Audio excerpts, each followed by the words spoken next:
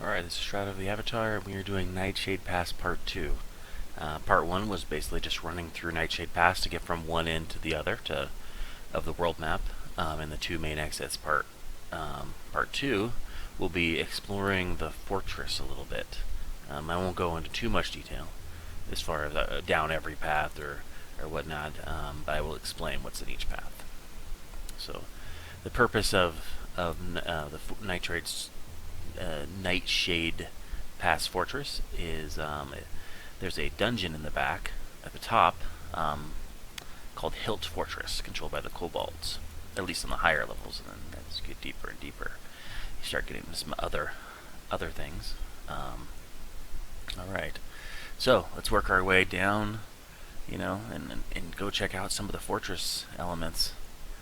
I'm just going to run past these guys since they're definitely like more of a these first enemies are two skull or tier 2. So let's just get past these and get right to the well, they're doing some damage. I mean, I'm taking a bit of damage. But let's get right to the fortress. Alright. Usual wolves and bears. Oh my. But we'll just, again, let's run past everything. Skipping some of the gathering nodes. Another tree, a tree. Will-o-wisps, they're not hostile, so they won't generally attack. You see, wolves that like to attack in packs. They don't generally run on, or attack. Oh, look at that. So right at the base of this whole thing, you've got a, uh-oh. I just want to get these wolves up me, de-aggro-wise. Whoa. Oh, I must get hit by a boulder from the troll. Let's get down here a little further. Alright. Yeah, see, the troll kind of followed me and de-aggroed. I guess this one wolf just does not want to let go, does he? Oh, I need to change my deck. Huh.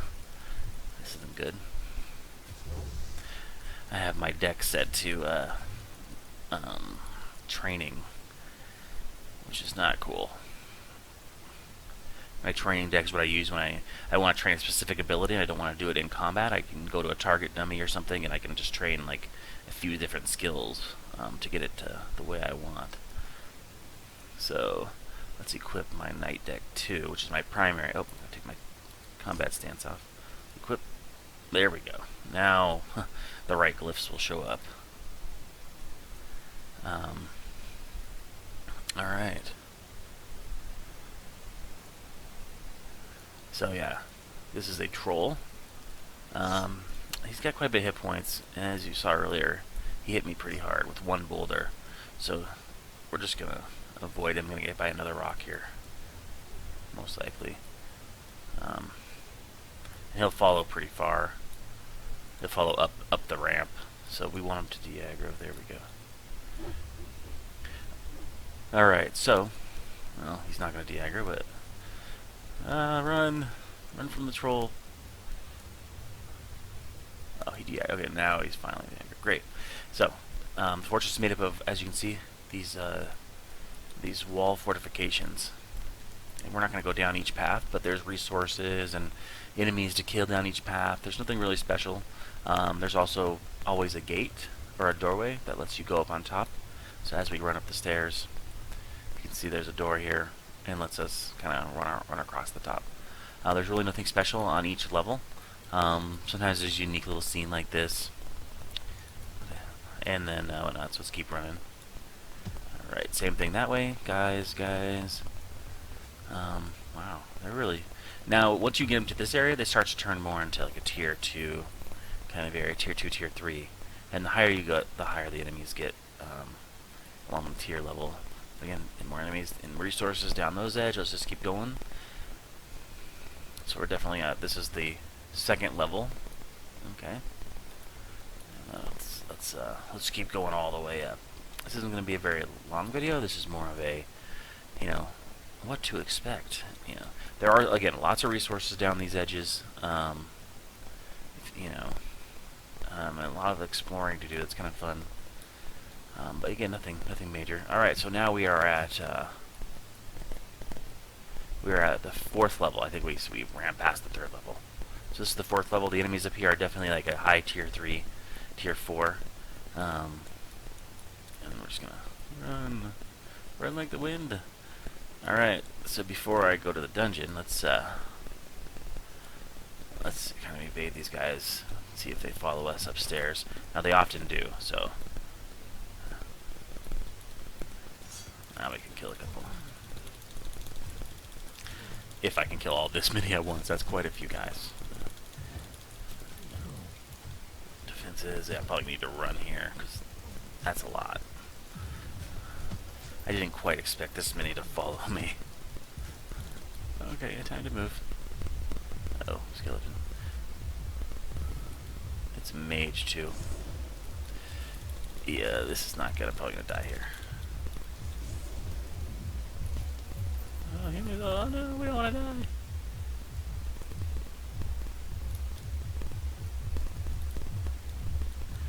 Yeah, okay. So, running past everything was a bad idea. But luckily, there's an Ankh to res right around the corner, assuming this guy moves. If it's not a rabbit, it could be a rabbit. Alright, so we'll kind of take our time at this top layer.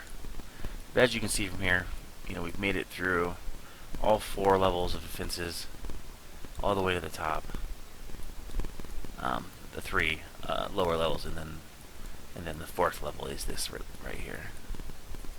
Alright, and there's an Ankh right here for us to res.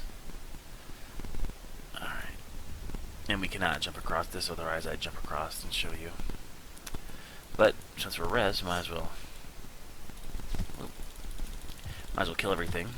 Or kill stuff from here anyway.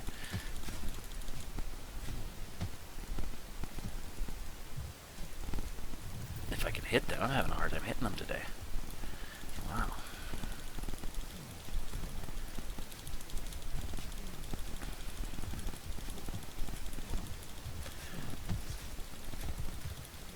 Man.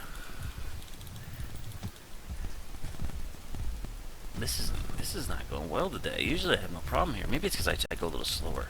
This is what happens when you rush. If I can just kill 1 and 2. Down here, heal a little bit. There we go. That's just, unless I lost. No, I just have the resurrection timer. Alright. Let's see if we can kill this guy before he kills us. Heal up a little bit.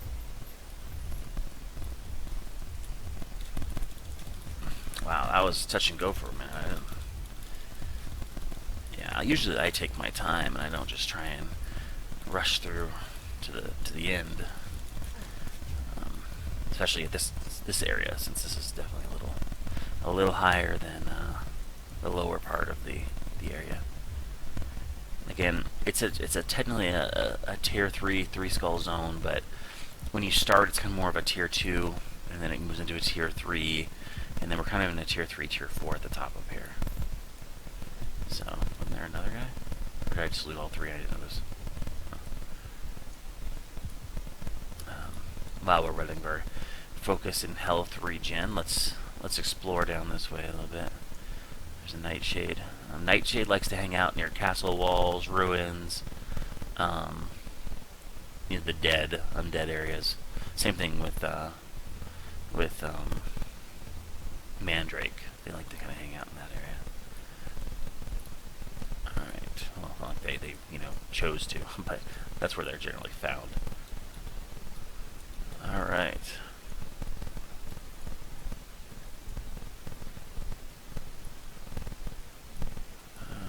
Fighter over there. Let's see if there's anything in here. No. Alright.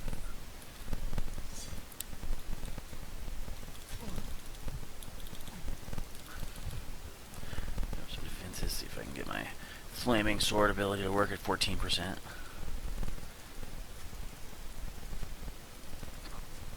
Excuse me. Combine a couple ability. We'll try and combine if I get. There you go.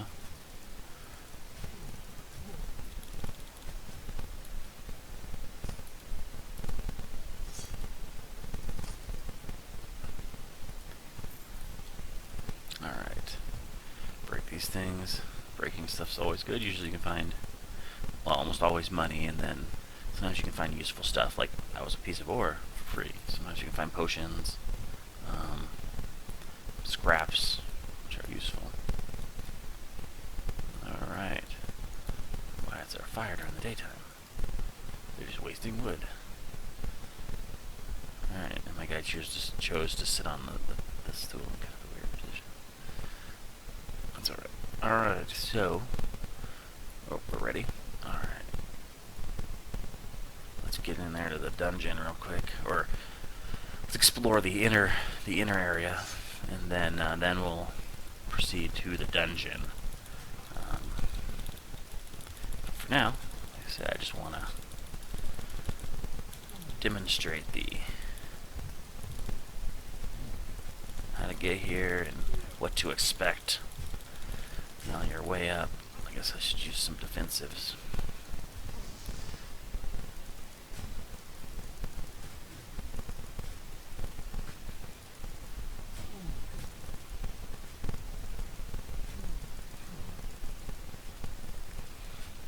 As you can see, I'm doing much better with my health now, but than I was with all those guys.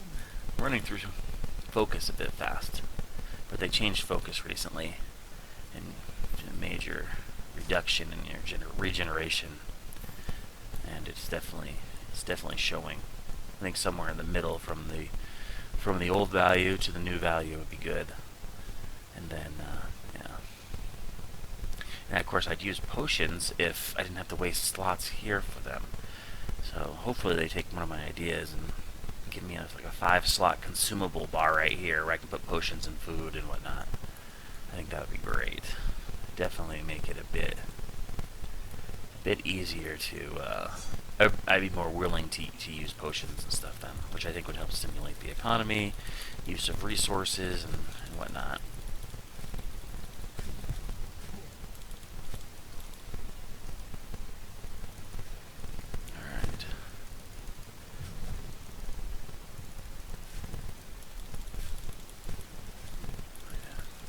Luckily, my longsword can hit 2 targets at once, so it's definitely more efficient when you're leveling or you're trying to gain experience and whatnot to attack more than 1 target at a time. You get extra benefit for that. So.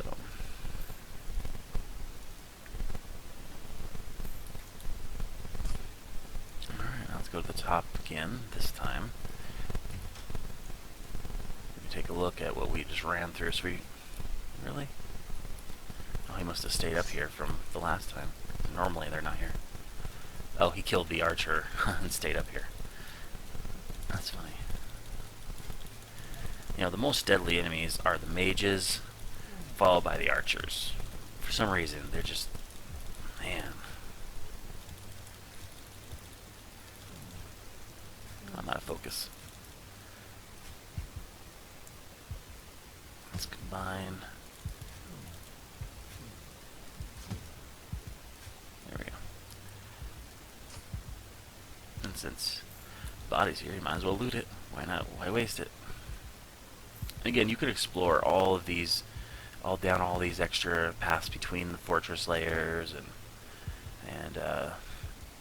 on top and everything. So it's pretty cool. I mean, so if you got the 1, 2, 3, and the 4 layers, we kind of skipped the 4th layer like really quickly.